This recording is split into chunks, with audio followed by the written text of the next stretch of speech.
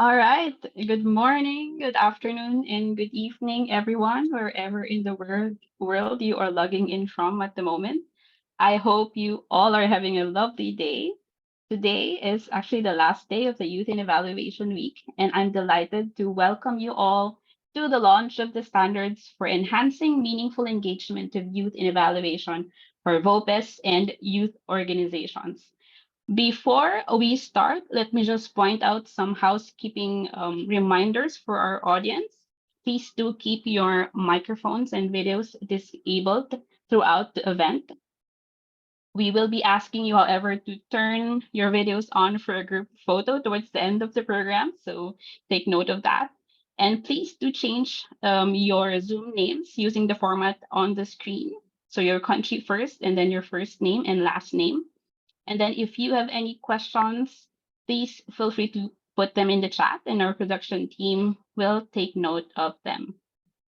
So I am May Albiendo, a co-leader at Eval Youth Asia and a member of the Youth Organizations Task Force. And I'm happy to be co-moderating this event tonight with a fellow member of the task force. Ayadi, would you like to introduce yourself?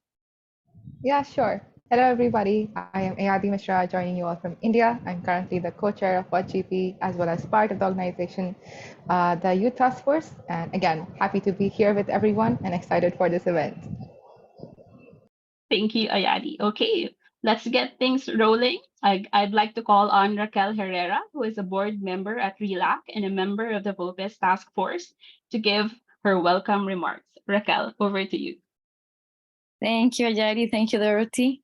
Yes, I am Raquel. I'm joining from Costa Rica, and it's a great pleasure for me to be here today with this kind group of people from all over the world and as a part of a community that I admire and get inspired by every day. And today, I welcome you to the launch of the standards for meaningful engagement and young and emerging evaluators for youth organization and VOPEs.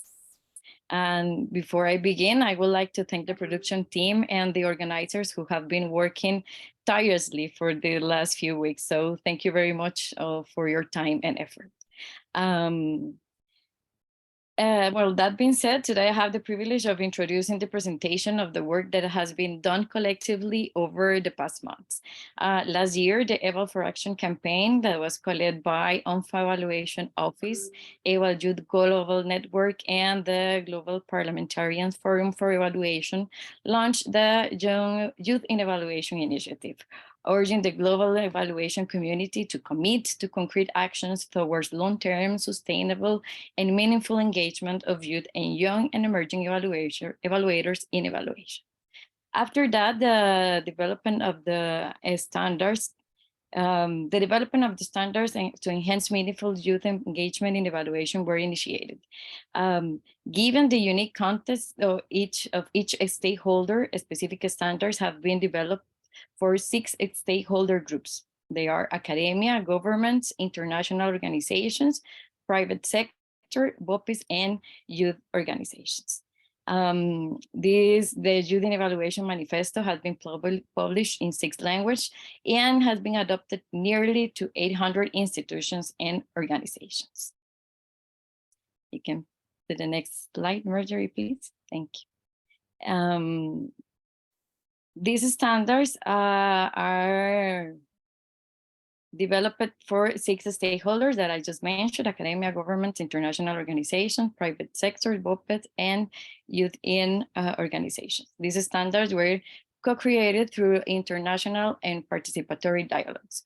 For each of these stakeholder groups, a task force was established to co-create the standards for the stakeholder group, following an inclusive process through a series of consultative meetings from September 2022 to March 2023. These standards aim to enhance the accountability and promote the effective engagement of youth in evaluation, thereby fulfilling the commitment outlined in the manifesto. So today we launched the standards for VOPEs and youth and organization. These standards are very important as they are a tool and orientation guide providing pathways in the implementation of the activities so that each VOPE can contribute to creating the conditions for a prosperous and meaningful life for youth and emerging evaluators. evaluators. So I invite you to stay with us for the next few minutes, learn about the standards, and hopefully be motivated to start applying them in your own organizations. Thank you very much for being here with us. And over to you, Dorothy and Ayari. Thank you so much, Raquel, for that brief background about the Youth in Evaluation campaign and for highlighting the importance of these standards in advancing youth in evaluation. Indeed, I think this is a very momentous week, and I believe that the launching of these standards will go a long way in our advocacy towards the meaningful engagement of youth in evaluation. Okay, so now I'd like to call on Antonina Risco Pacheco, a member of the VOPES task force, to tell us more about the standards for VOPES. Antonina? Yeah, thank you very much. I'm actually speaking from Eastern Europe, from Chisinau, Republic of Moldova. And I am a lucky member of VOPES task force. We had very good discussions and a little bit back and forth on what actually VOPE can do for young and emerging evaluators more and for youth more to involve them better in evaluation. Next slide. So it's actually, I would like to present standards for VOPEs to meaningfully engage youth and young and emerging evaluators into evaluation. Next slide. What actually young and emerging evaluators are faced like at the beginning of their career? It's like a really mix of different feelings. On the one hand, we have like aspirations for professional growth, interest in networking, collaboration, but same time, and also some kind of a desire for meaningful work. But at the same time, we a lot like feel some kind of a fear for failure, doubts about our knowledge, skills, uncertainty about like career perspectives, and all this mix of feelings often like young and emerging evaluators and don't know to whom to address, with whom to like to speak, and how to actually start their career. And actually, VOPEs organizations, volunteer organizations for professional evaluation can bring this enabling environment for young and emerging evaluators and can be that support background, support environment for ease to start their career and to grow. Next slide. And also why VOPE is important for young and emerging evaluators. First of all, it's like for professional development, learning opportunities, networking, access to information and learning resources, volunteering, leadership opportunities. You can grow your leadership in VOPE, advocacy and representation. You can, VOPE can help ease actually and youth to promote their story, their agenda. But at the same time, why also young and emerging evaluators are so much important for VOPEs, not only like VOPE for EE, but EE for VOPE, because young and emerging evaluators are bringing like innovative, more fresh way of thinking. Often they are better in like kind of, they have better technology expertise. They are like current and future leadership of VOPE. Diverse representation in VOPE can be like a mix of different generations. Continuity of VOPEs, yes, not only those leaders, current leaders, but also EEs can bring a new generation of leadership. More possibilities for volunteering and much more. That's why actually we thought a lot of things before what is like a kind of a background for standards. Next slide.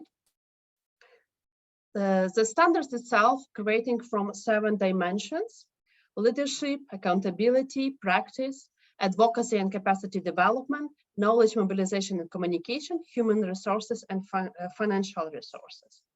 And you can like learn more like in website and to look in each of these dimensions.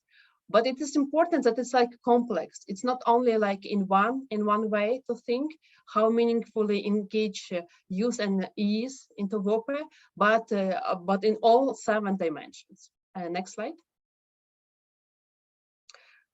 And it's also it's good to think about each of these dimensions as a way towards a maximum success.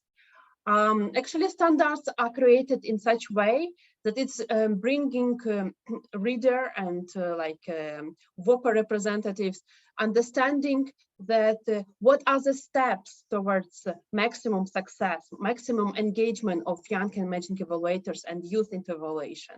And what is like at the end is actually this ideal, our result is like capacitated and empowered ease in a strong and empowered VOPEs. Yeah, so it's like win-win story in case of standards for VOPEs. Next slide. So actually, I would like to show two examples of dimensions and to understand better how it was built and what is actually inside of standards. Leadership. It's like leadership in organization is committed to youth in evaluation, and it has like two sublines: is participation in VOPA governance. Approaching minimum requirements, it's telling us that VOPAs promote space for ease and participation in VOPA governments and representation needs of the community.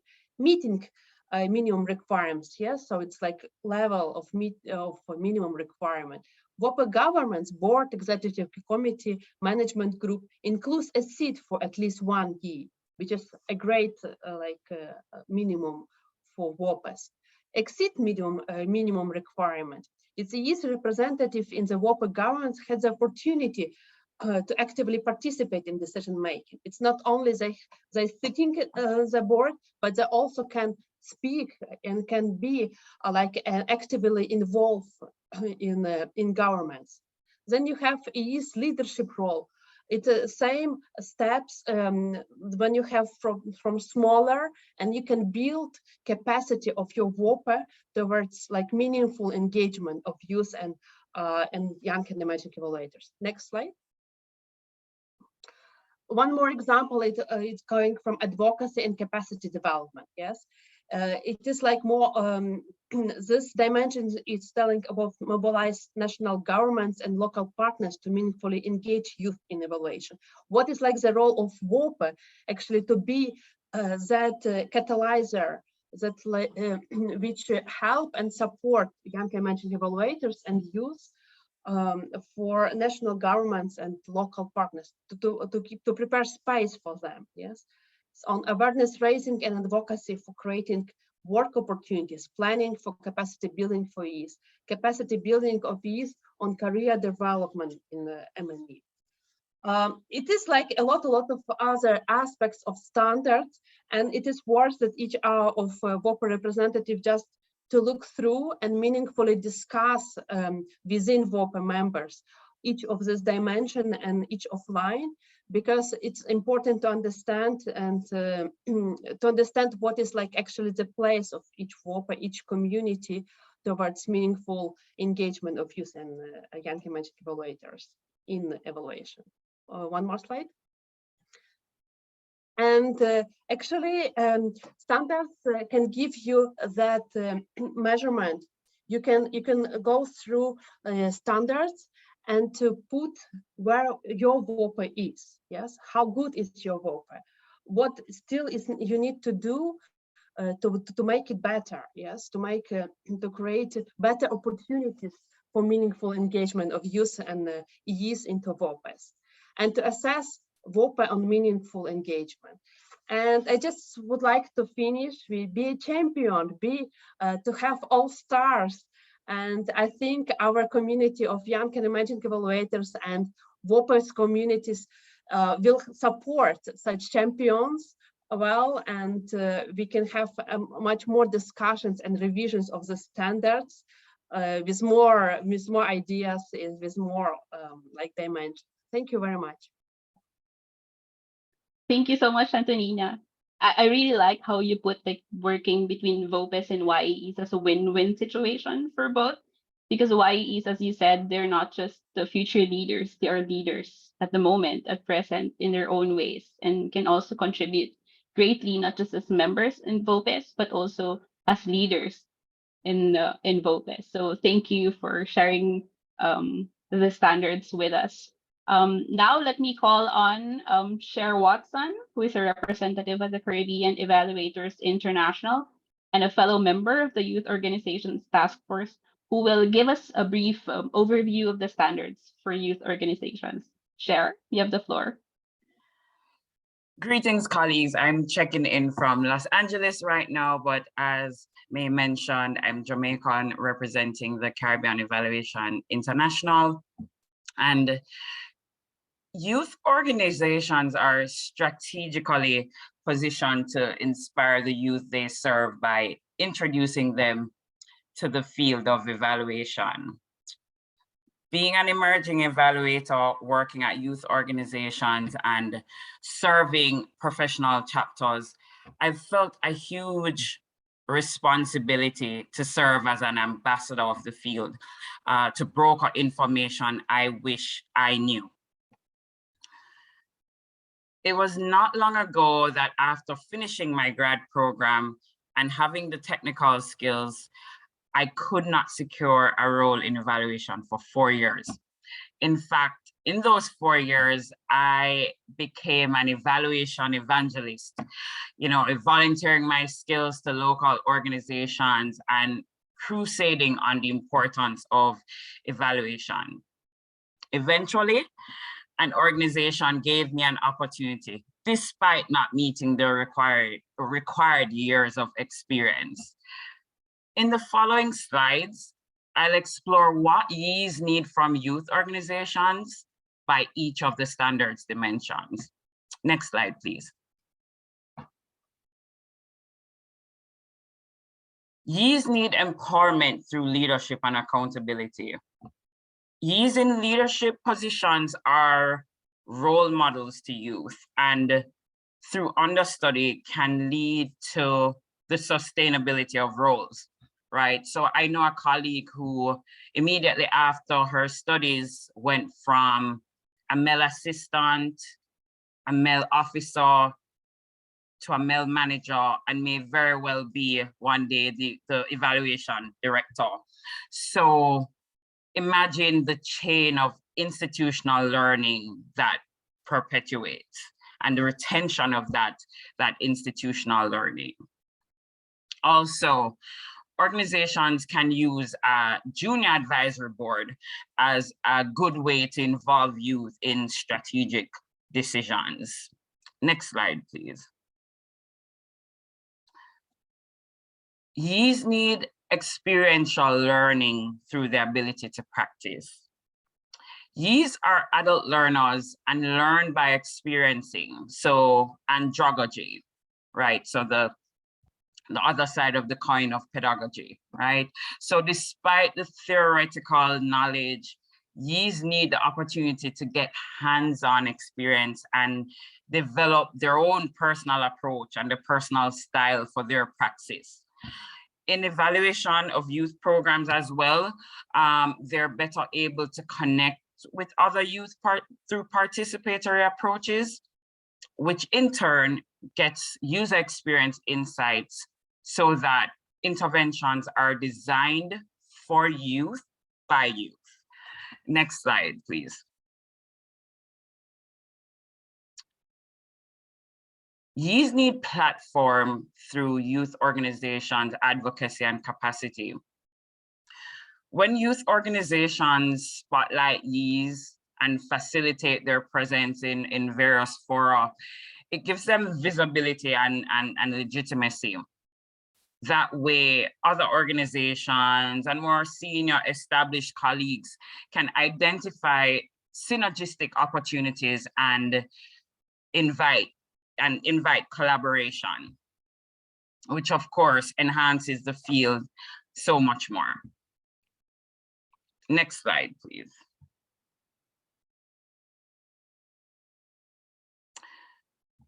YEEs need a voice through knowledge management and comms at their youth organizations.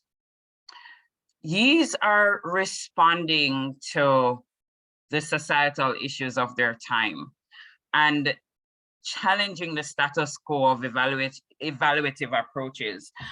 Also using new and different types of media, memes, podcasts, to convey evaluation concepts that seem esoteric and maybe less reachable in nature.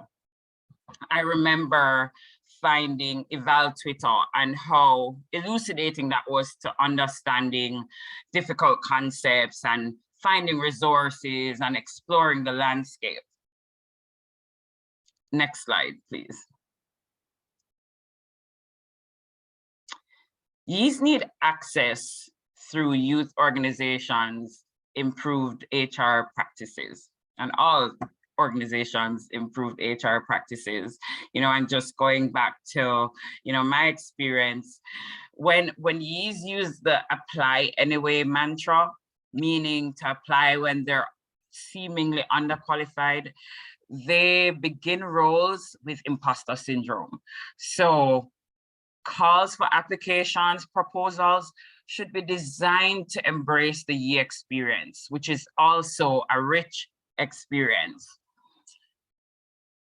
In a time where DEI is at the forefront of every space, having diversity of ages represented in the evaluation field fosters that inclusivity. So not just, leaving it to race, ethnicity, sexual orientation, but considering the diversity of ages, very important to the field.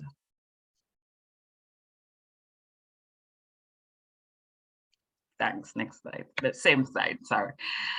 Youth need support through youth organizations' financial commitment.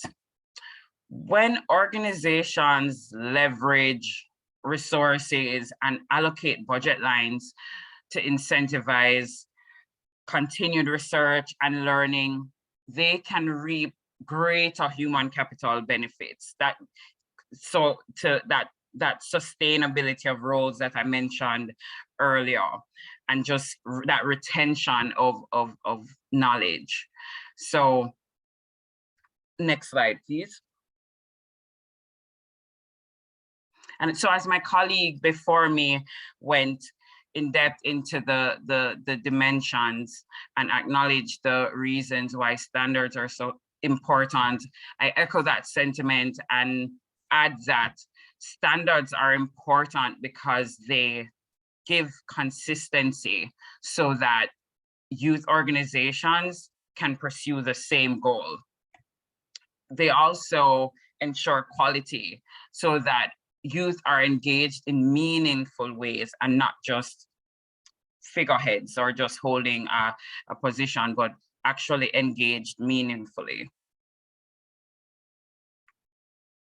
Also, standards ensure safety so that youths are valued, respected, paid what they're worth, and given equal opportunity. And finally, standards lends itself to accountability so that all youth organizations are using the same shared measurement. Colleagues, thank you so much for your time.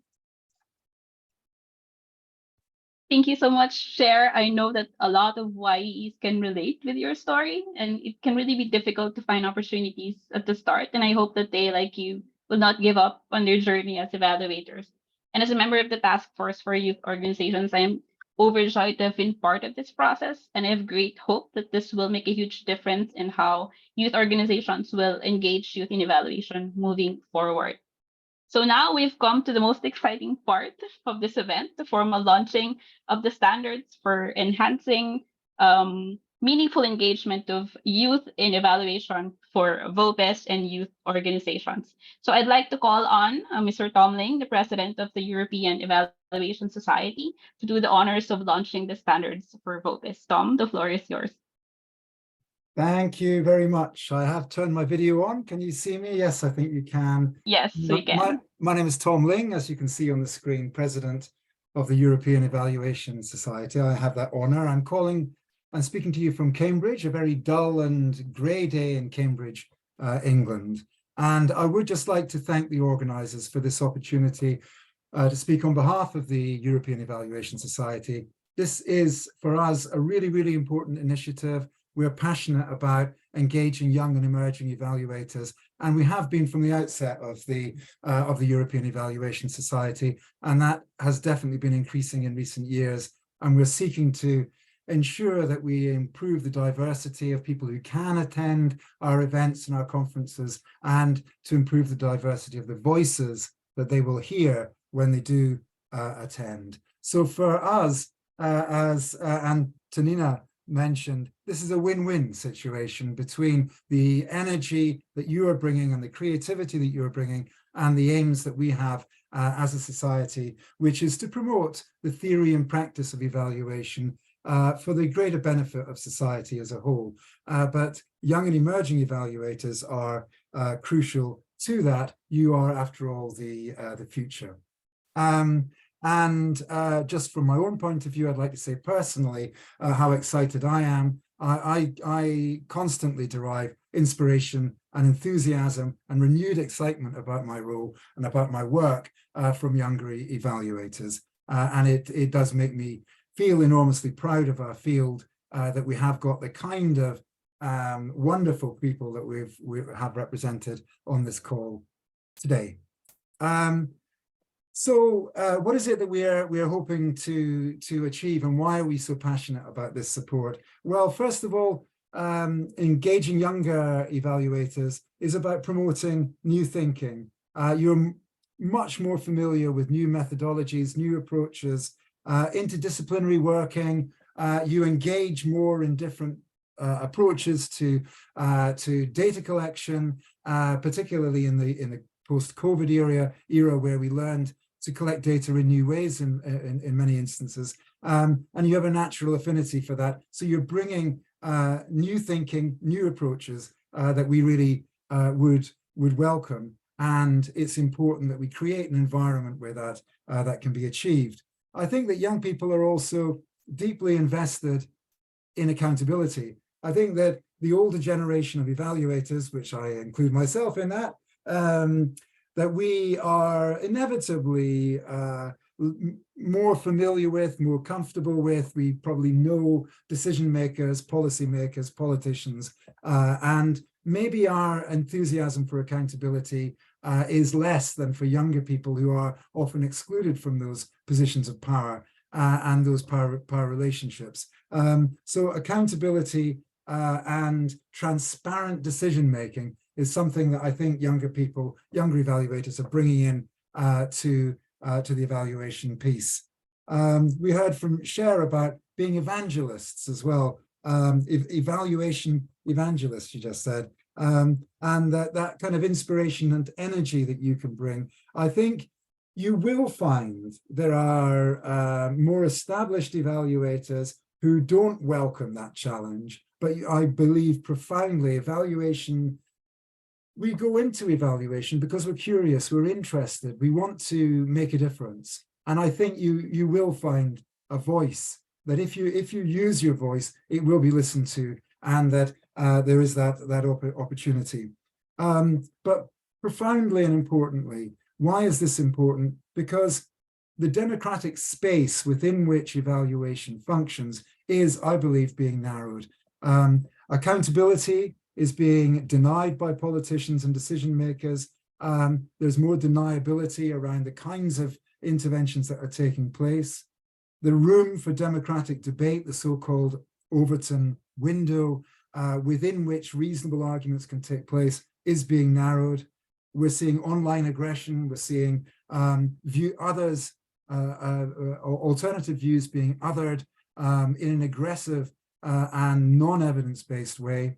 And we're also seeing new tools for delivery in international development and in national policies in developed countries, more developed countries, that what you're seeing there is that new tools for delivery are being implemented that haven't been evaluated. I could talk for hours on that, so I certainly won't.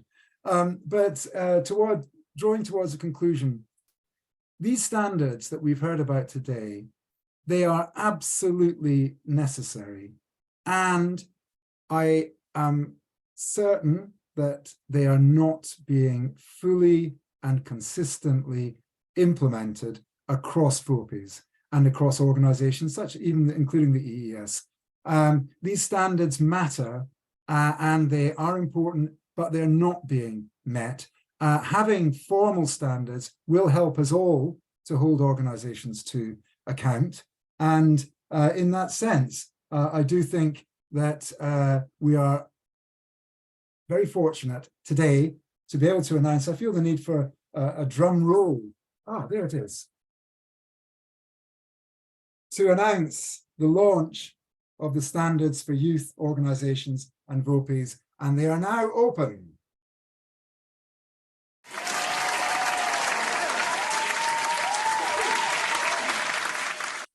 Thank you so much, Tom, for launching the standards for VOPEs. I'm happy to know that the VOPEs like EES see the value of these standards and engaging YEs in your work. And I hope that more VOPEs will get to embrace the standards in the work that they do.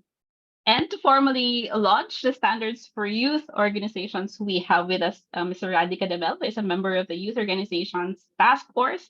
Randy, please do the honors. Thank you, May. Can you hear me? Yes. Okay. So next slide. So I hereby now officially launch the standards for youth organizations.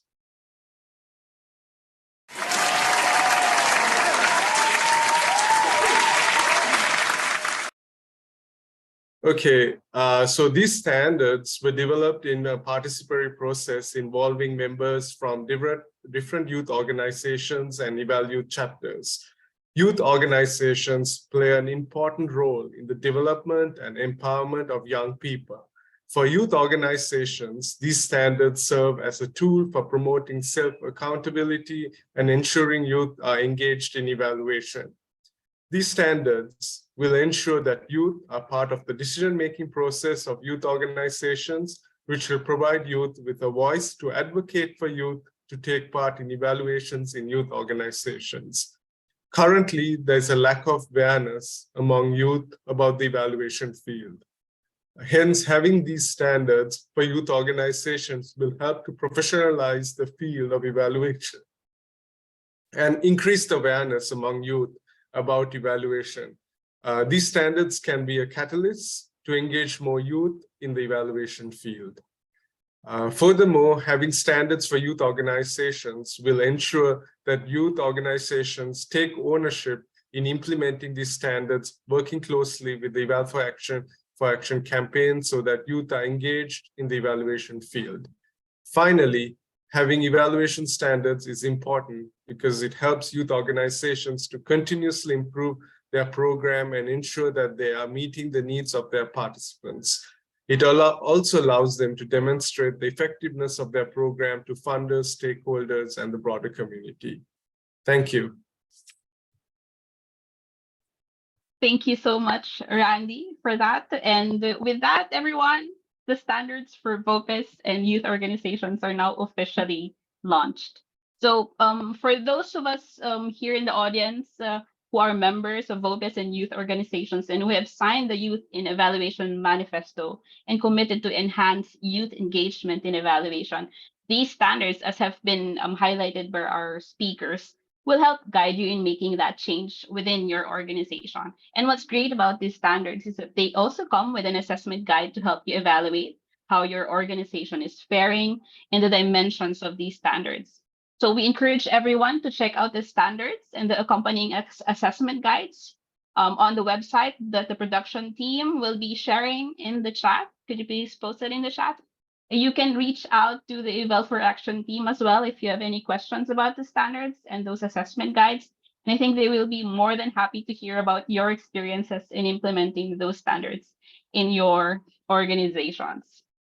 All right, so I'd like to call back my co-moderator Ayadi, and she will be taking you through the next half of the program. Ayadi, the floor is yours. Thank you so much, Dorothy, and thank you for Tom and Rantika to, again, launch these standards because it has been exciting to be working on those and even more exciting to see the next chapter now with people, organizations, and again, young people like us participating, and then making this a success. Now I call upon with us Umesh Yadav from Eval Youth India to share on youth in evaluation and practice. The floor is yours, Umesh. Hi everyone. Namaskara to all of you. And what a fantastic event, and actually the entire week to celebrate youth in evaluation, right? I am Umesh, and I'm representing as a co-founder of Evaluate India. Uh, uh, I think the entire youth in evaluation and evaluate movement is so young that I clearly remember 2021, where 20s, where we were starting regional chapters and national chapters of eval youth, and so much that has been achieved in these 2 years. And I think it's a very important day today that we have a very set standards that were launched for youth in evaluation, for organization, for private practitioners, and for consultants, everyone. What I will be using my 5 minutes here today is sharing my experiences of engaging with various VOPE activities, and especially let me start by sharing the experiences of engaging in the capacity building activities of youth. I think it's very, very crucial and in a sense a paramount to tackle the challenges that we have in front of us, various challenges of sustainability, environment, food, hunger, education, health. Youth should be involved at the forefront of it, not only in implementation, but also in planning. And it is also important to build their capacity. So I was very lucky to be part of the first winter school that APIA and Evaluate Asia organized. March to 2021, there was the first winter school we organized. I was the participant in that. Second winter school was organized in December 2021, and last year we organized the third winter school in December 2022, where close to 160 participants from across the globe applied. There were more than 88 participants who were selected after a rigorous process of evaluation, and also based on the regional inclusivity and gender. I'm very happy to share that more than 43 participants have formally completed each and every segment of the winter school. And I mean, the diversity is so much that we have, so out of that 34 were female participants. So more power to our girls and all the young female evaluators. I think it's also important to understand what kind of uh, cohort we had, and I think it is my experience of being associated with all this VOPE movement, that professional uh, all the professionals who are early into their careers are getting into this. So that means we need, for their capacity to be developed, we need more mentorship programs. We need very structural competency based capacity building approach to evaluation capacity development. We need as many as webinars that all of us VOPEs and national forums are organizing. But more than that, uh, I think I will close this by sharing the impact that I am seeing, at least in the regional vicinity. Uh, from last 3 years, we have been engaged with Evaluate India, and what we are seeing is that more and more young people are getting are coming as a participants, and then eventually they are joining as volunteers, right? So we have successfully done few of the great webinars in the South Asia region. We have done case competitions for them. We got some internships. So I think the field is so right for all the young evaluators, and it's been a privilege to be part of this movement, I would call. And I think there is so much road to cross before we all sleep. So on that positive note, I end. Uh, Happy to connect with everyone who will to take this agenda forward, and thanks all the organizers for their effort. Thank you so much. Thank you so much, Umesh. And it's very true. The whole movement has been very important to get young people involved in different parts of this process. But again, having such standards in place, having access to these platforms has been instrumental. So thank you again for sharing all the work that has been done on this. Now we have Claudia Oliveira from Eval Youth LAC to share more on this agenda about youth and evaluation and practice. Can we have the next couple of slides, please? Thank you very much, thank you. Ayari. Good morning, everyone that's on our side of the world, and good evening to those of you that are in Asia and everywhere in between. It's such a pleasure for me to be here today. My name is Claudio Lavarria. I am the former co-chair of Eval Youth LAC, and for these days, I'm the chair of the training school for young and emerging evaluators, evaluation for the SDGs, that's being implemented in Latin America and the Caribbean. And this is the experience that I want to share with you today. So if we can have the next slide, thank you very much. So this training school, it's a very interesting case to look at when we analyze how this youth in evaluation gets into action. And at first, I wanted to say that the training school that we named FEVAL plus SDGs is a project that's jointly developed by Eval Youth LAC, a hub in Spanish of the P2P Eval Career, UNFPA Regional Office, FOSELAC Plus, and RELAC. And that on its first stage also had the support of the Global Evaluation Initiative. So next slide, please. And this school is based on the work of a wide team of talented and very committed and passionate young and emerging evaluators. So thank you very much to each of those in that team. I would particularly like to name Maria Ruiz, Maria Conchita Ruiz, Nancy Morales, and Juan Pablo Castillo, among many others. So what did we do with this school? We took a capacity development effort that was made globally by UNFPA with colleagues from Eval Youth, and we adapted it into a virtual school that was implemented on its first phase in Latin America and the Caribbean during 2022. So how did that go? The first stage of the school were 4 virtual training modules, all of them oriented to professionalization of evaluation, all of them oriented to young and emerging evaluators that were developed in the UN Staff College platform, and they were composed of 24 hours of virtual training. So the modules that we developed, you can see them there: Introduction to Evaluation and the SDGs, How to Develop My Career in Evaluation, Competencies, and the Evaluation Ecosystem in Latin America and the Caribbean. This effort counted with almost 100 people that showed their interest in participating, 80 effectively registered participants, and 62 certified participants, of which 73 were women. And that they were 35 years old, but we have students or participants from 22 years old to more than 60 years old, coming from 12 countries of Latin America and the Caribbean, and even one case from Spain. The next slide, please.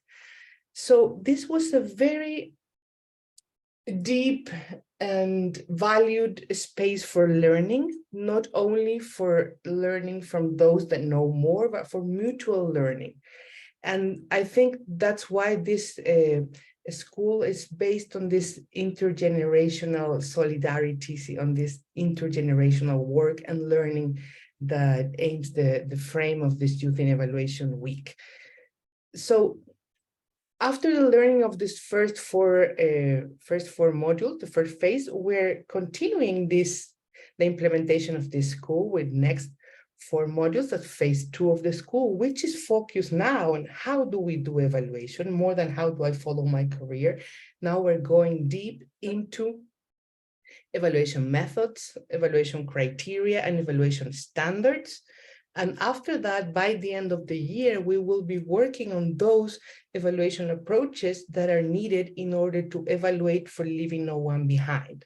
Why is this important? Because the focus of the school is evaluating for the SDGs, and we have operationalized or understood this evaluation for the SDGs as evaluating for leaving no one behind.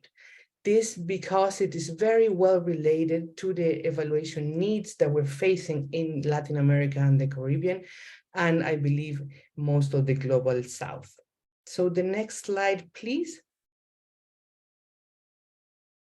So I also wanted to share with you that we are very happy these days because last Wednesday we had the honor to launch the school, the chapter of the school in the Caribbean, which is translated to English, and it aims to train and to learn from colleagues, young and emerging evaluators from the Caribbean. And also we are launching on the next month during local the Brazilian chapter of VOPEs SDGs. This is very important for us because it shows how Latin America and the Caribbean, with its different cultures, with its different languages, is one region that should be addressed within these capacity development strategies as one Latin America and the Caribbean. So help us, join us to celebrate. Please, if you're interested in being part of this project, contact us. We'll be very happy to invite you to be part as a participant, as a lecturer, as a partner organization, or in whatever way you think you can contribute to this effort. And just one last question among this, one last point within this invitation. This school is open for everyone that wants to develop their career in evaluation, and is free of any charge. So the idea that we had on this was to leave no one behind and allow everyone to be trained in the evaluation field. That's all on my side, and thank you very much for the invitation. Thank you so much, Claudia, for sharing this with us. I already see a couple of questions about the program and again, how people can join it. And it's just so cool to hear about all of this, from the workshops, the trainings, and not only that, it helps build capacities of young people in the LACs, but also seeing cohorts that support such inclusivity and diversity as well. So kudos again to the work that you and the team is doing, and always great to hear from you. Now we are moving on to sharing experiences in the VOPEs programs by Tigreda Bekele, who is the Secretary for the International Organization for Cooperation and Evaluation. We welcome you, and please take the floor. Thank you so much, Ayadi. So good afternoon, good morning, everyone. So my name is Gereda Bekele. I'm Secretary for the IOC. I'm joining from Ethiopia. So next slide, please. I'm going to share you briefly about the VOPE Leadership Bootcamp IOC has launched a year ago. So the VOPE Leadership Bootcamp was an intensive training pilot program for VOPE leaders. So IOC member VOPE leaders were participating in this bootcamp. So the objective is to strengthen VOPE's institutional capacities, both soft and hard skills, by developing and reinforcing their strategic, organizational, and result-oriented competencies of the VOPEs. Next slide, please. So the program design has a very intensive online program. It used both asynchronous activities and synchronous activities. So a lot of modules and platforms were used, very interactive platform. And what makes it special was it was available in English, Spanish, and French, in 3 languages. So this was really an interesting online program for IOC. By the way, this was possible by the support of the GEI, the Global Evaluation Initiative. So we are grateful for that support. Next slide, please. So the program has 6 modules. It targets to develop the strategic planning skills of VOPEs, organization management skills, project management skills, communication and networking, leadership, and of course the evaluation agenda. So it tries to cover all those parts to strengthen VOPE's leadership capacities. Next slide, please. So the different materials and resources were produced. As you can see, a lot of resources. Most importantly, the very interesting one was the coaching sessions. There were 15 coaching sessions networking sessions, assignments, tutorials, and all those resources were produced to capacitate and to make it more interactive for participating VOPEs. So these materials were enabling the participants to have those capacity building materials. Next slide, please.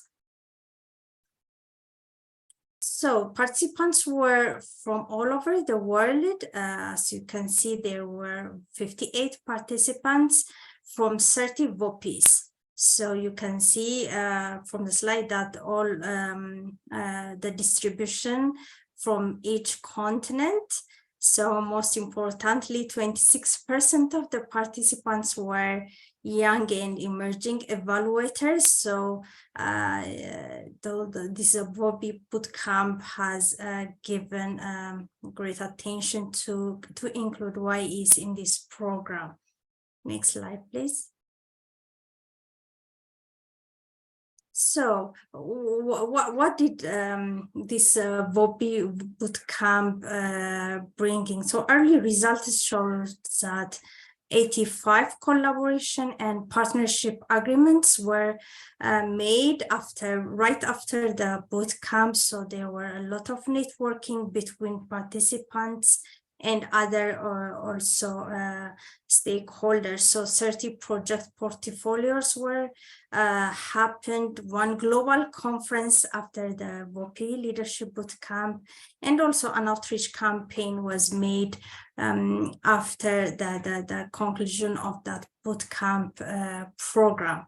So these were early results, and finally, most importantly, strengthening the leadership competencies was the objective of this VOPE bootcamp program. So there comes shared leadership, delegation of responsibilities, and participants were really equipped with forward-looking, empathetic, and inclusive leadership.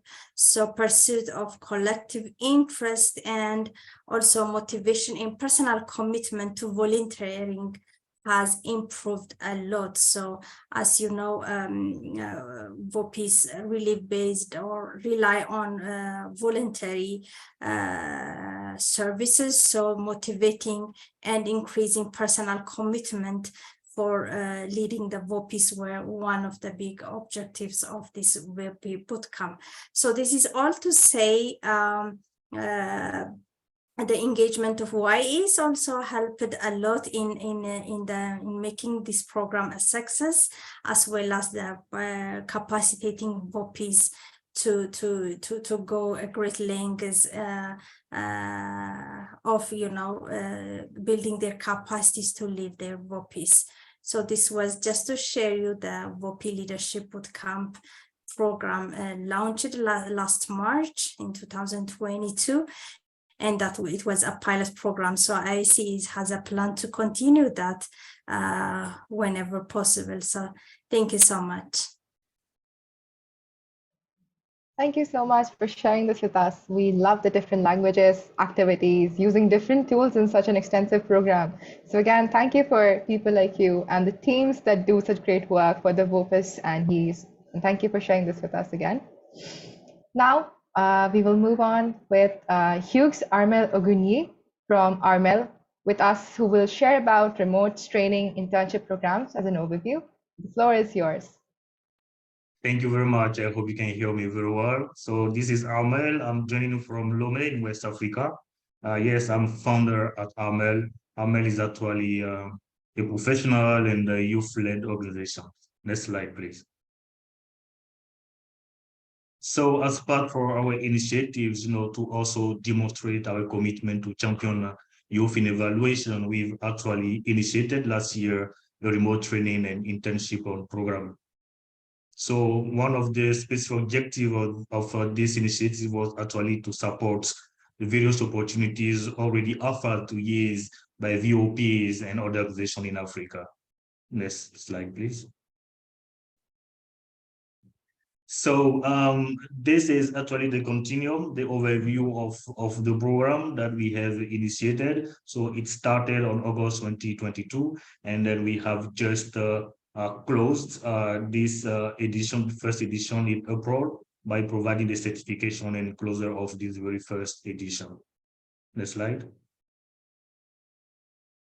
So few example of the result that we have achieved. So we've been able to involve 18 M&E practitioners, and then the engagement was about to produce the materials, the manuals, provide masterclass, and training session, facilitations, individual coaching, etc. And we've been able to spend almost 200 hours of intensive synchronous online engagement by training, individual, group assignments, coaching, fieldwork assignment, etc. And in total, we've been able to engage 81 young and emerging evaluators from both Anglophone and Francophone Africa. Next slide.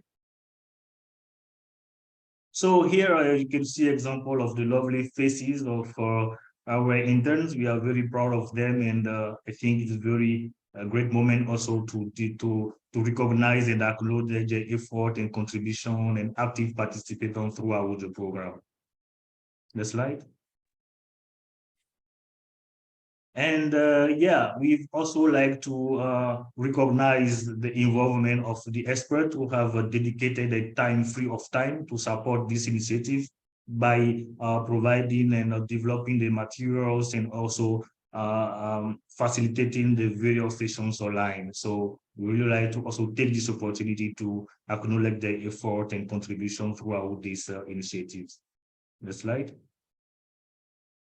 So one or two examples of key lessons that we have learned. The very first one is that finding experts ready to contribute their time and expertise free of charge can be very challenging, but it is possible. So one key issue that need to be done is to be very honest, open to critics, and allow them the support and also be okay. So thank you very much, and we look forward also to sharing with you more about this, and thank you very much. Thank you so much. It's great to see youth organizations in their ways Sorry. of supporting. Sorry, yeah. Sorry, Armel, you can continue because I just happened to press Last on slide the is left. Yeah. slide, yeah. Yeah, so if Sorry I about do that. have maybe a few seconds, I can maybe speak about one or two. Yes, please. I'm Okay, sorry so about that. go to the next slide. Maybe go to the next slide. Yeah, so some of the good practices very quickly. Sorry, so we have make sure that we sign the code of conduct, by all the intents prior to the final approval for the enrollment, and also setting very clear and mandatory participation conditions. This also help as well. So creating also learning community via communications and productivity tools such as WhatsApp groups also help to engage in discussion, share tips, knowledge, and opportunities. And we also conduct throughout the continuum regular review of how they are performing, how they are improving their knowledge, and how they are getting ready to actually implement in the field some of the knowledge that we have shared with them through our experts. So I think these are some of the good practices that are also available, and then we can share with the whole community later on. Thank you very much. Again, thank you, Armel, for sharing this great work with us. It's also awesome to see youth organizations building on the work that has already been done before and accelerating it further. So again, thank you for you and the team for the important work that you guys do. We'll be moving on to, again, the Q&A sessions, an open discussion session. So please feel free to share your feedback in the chat or just to unmute your mic and speak. And you can also ask questions to the speakers. So yes, please feel free to join us here.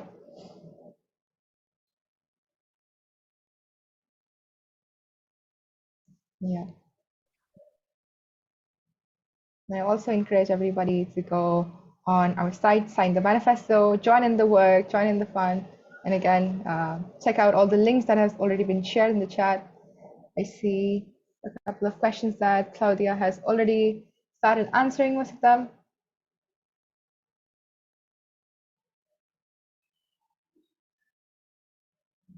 Okay, I see a question from Mishi Kuman. Okay. How to encourage young folks to join youth evaluation? What are some ways to spread awareness?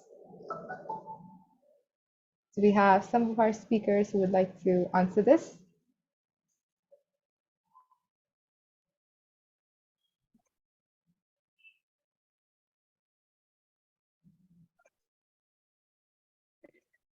I could go, Ayadi. Sure. Just very quick and very simple. I think evaluation's transformative aim or transformative potential, it's very attractive for young people. So at least when I try to motivate people to join the evaluation field or to join an evaluation effort, I always say how we want to change things. We want things to change, but we need to take an active part on it. And evaluation it has the potential to do that, to provide evidence for transformation. And that's its most interesting feature, I believe myself. That's all on my side. Very much Yeah, agree too. I see Umesh and Tom as well who want to chime in. yeah. Just quickly, I just want to add one quote from Mohandas Karamchand Gandhi ji. He says, "Be the change that you want to see in the world." And to Claudia, right? Evaluation brings the evidence in solving this problem in a very data-driven decision-making way. So, Just to chip in as well, this is Tom here from the European Evaluation Society. The other thing that I would stress, particularly as somebody who employs evaluators quite frequently, is that there are some people who are not well equipped or are not constitutionally oriented to becoming evaluators. There are people who love pure research and just want to do one thing and really build a narrow base of their expertise. And that's great. We need that. That's fine. There are other people who want to really engage with policymakers in a much more political way. That's great. We bring a very particular attention to evidence and to data, and we make that relevant to decision makers to support accountability and better democratic decision making. And that's really important. But it's always a good idea to weed out, to tell people what it's not as well as what it is. But it's true. It's a wonderful career. It's just really exciting. If that's the way you think, if you're curious about the world, you're curious about people, and you want to make a difference, it's brilliant. Yeah, interesting. Maybe we can take one more question because I have all of you here. What are the main challenges that the YEEs have faced from older evaluation practitioners and VOPEs? And what strategies do you think have as YEEs to address these challenges? Anybody would like to chime in here? I can come in. I think one experience that we got is we got so much encouragement from the senior evaluators across the aisle. I think it will be very apt for me to recognize it and appreciate it. We have been grateful to have and fortunate to have these leaders who are encouraging wise in a way to empower and give a very enabling environment.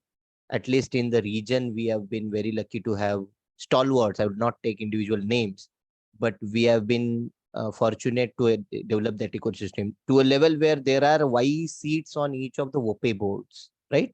So I think it's the faith will come by the action that the YE volunteers would put in. The more you participate, the more you start volunteering and engaging with the activities, there is so much to do. I think there is room for all of us, right? We need all a hand on the deck. So over to my other Yeah, panelist who is. I see Antonina as well as Yeah. Hughes. Yeah, I wanted just to add that what is actually the challenges, and it is recently changed in the last 10 years. I think when Evaluation just started in our Nepal in the second evaluation forum, we actually talked shared a lot of challenges in VOPEs, when VOPE is closed communities, when older generation of evaluators keeping so strongly their like chairs and saying, no, you cannot do that because you don't have enough capacities. And, you know, and from step by step, I think during the last like 8 years, 10 years, it is VOPEs became more and more open, I think, in all regions, as I see. And also like we see in Global South, in Global North, in same, and it is great. And those challenges, we already like overcoming those challenges. And again, these standards will help to do that even more. So like each of VOPA can look through and can analyze each of dimensions and how well they are in each of dimensions. And it's actually a good strategy how to overcome those challenges.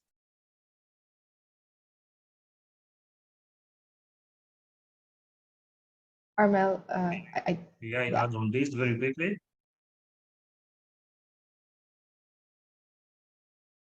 yes, Armel, please. Okay. So yeah, so the another challenge that I think he may face would actually be related to what I would call the lack of trust and recognition. So he may face challenges like in gaining the trust and recognition of other evaluation practitioners and VOPs who may view them as unexperienced or lacking in knowledge and skills. So there will be many, strategies, to address this. And I think what we've been discussing for hours now is addressing these challenges. So building relationships and networking. So this could be also one of the strategies to overcome this. So young and emerging evaluators, we are all encouraged like to build relationships and networks with other evaluation practitioners and VOPs to actually gain the trust and recognition by doing well what we are assigned to do, by doing very well our job and showing our dedication, our availability to learn, being open to learn and also grow, alongside the elders. So this can be done for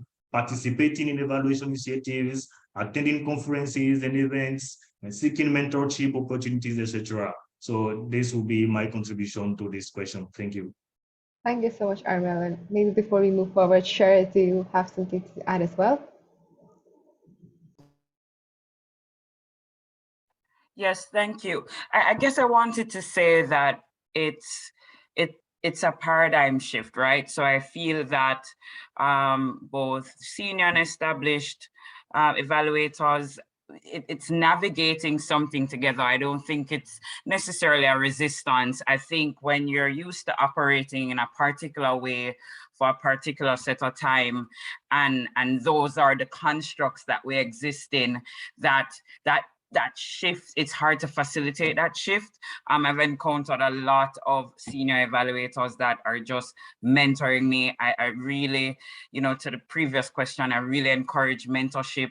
Find an evaluator out there whose work you like, their area of specialization, and be a mentor as well if you have a certain specialization that you'd want that sustainability by that knowledge transfer to a ye. So that's my quick comment. Thanks. Thank you so much. Thank you so much for everybody to again talk about this and have such a cool open discussion. So echoing intergenerational equity, collaboration, the spirit of changing and working together towards this cause, I will again invite Gabriela Renteria Flores, the chair for Evaluate Global Network, to give her concluding remarks on this launch. Gabriela, hello. Thanks a lot, Ayadi, and thanks a lot to all the speakers. And it's a great honor to be here today at this closing event of the launch of the standards. And as Youth in Evaluation Week comes to an end, and it's the launch of the last 2 of the 6 standards, it is my pleasure to share with you some thoughts on this incredible event and the launch of the standards for the meaningful engagement of youth in evaluation. First of all, I would like to thank the production team for their hard work and dedication in bringing this event to life, to the task force members who put a lot of effort in developing the standards, The success of this event and of the launch of the standards will have not been possible without the tireless effort of the production team who worked behind the scenes to ensure that everything ran smoothly, to the task force members who actually intergenerationally co-developed its standards. Thank you all. Over the past week, we have seen a tremendous outpouring of support for the youth in evaluation, with individuals and organizations from around the world coming together to share their experiences, insights, and best practices. We have heard from young people themselves who have shared their experiences on what it means to be meaningfully engaged in evaluation and how they can create more inclusive and equitable evaluation processes. At the core of the whole movement of youth in evaluation it is a commitment of intergenerational solidarity, to working together across generations to build a better future for all. This solidarity has been evident through the week, and as young and as senior evaluators have come together to share their knowledge and experiences, to listen to each other, to learn from each other, and to co-create new approaches to evaluation that center the voices and experiences of young people. And today, we celebrate the launch of the standards for the meaningful engagement of youth in evaluation, a great resource that will guide VOPEs and youth organizations in meaningfully engaged youth and young evaluators. These standards are the end of months of hard work and intergenerational collaboration, and I have to thank everyone who made it possible.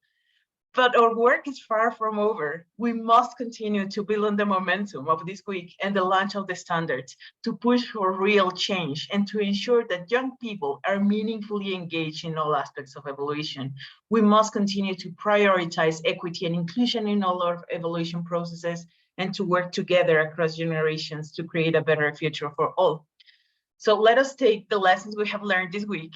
Let us carry on this spirit of intergenerational solidarity forward, and let us continue to push for transformative evaluation that center different voices and experiences.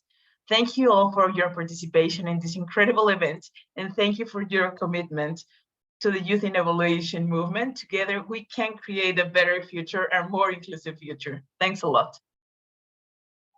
Thank you, Gabriela. I think it has made all of us a little bit emotional to again start to end this week. Before that, I would like to ask everybody to switch on their cameras because we're about to take a group picture. So switch on your cameras, put on your brightest smile, and we'll take a picture together.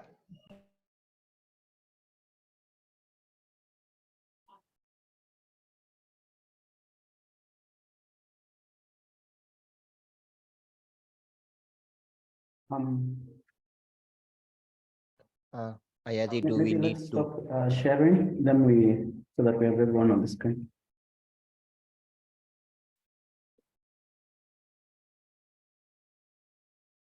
Thank you. Let's have the smiles come. It's been quite engaging. We have a few frames, and you can give us a few poses. We'll appreciate. All right. One last one. Right. Thank you so much. Thank you so much, everyone. Thank you so much, everyone. I think I saw a lot of people making cool poses.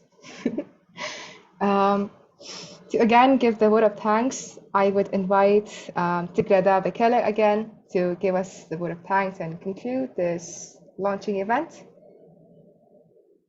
Thank you so much, everyone. This has been an exciting hour. So we are at the end of our program today. I hope you all find it useful and very practical to engage WISE in our routine works. So special thanks goes to the organizers, all Eval4Action team who supported the development of the standards, which is a VOPE task force, and of course the presenters, they all deserve special thanks. And I also would like to appreciate the production team for making a smooth and successful online event. Last but not least, I would like to thank all participants for today, for your engagement, questions, and participations. So it is my sincere hope that we will continue our great work in our VOPEs, ensuring meaningful engagement of young and emerging evaluators using these standards. And next time we will celebrate our successes and achievements. Thank you all very, very, very much. This has been a great, pleasant time to be with you all. Thank you so much.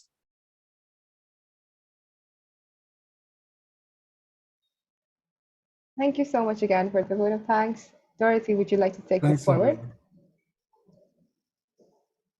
Sure. So we'd like to invite everyone to join us at the last Twitter space for this Youth in Evaluation Week. Like I think 30 minutes, a couple of minutes from now, please join us in the Twitter space to talk about what we have learned throughout the whole week of this Youth in Evaluation Week. So I think someone in the chat posted the link to the Twitter space. So please, after this event, go ahead to Twitter to join that space. And then I think this is our cue to thank everyone for actively engaging in all the events across the world during the Youth in Evaluation Week.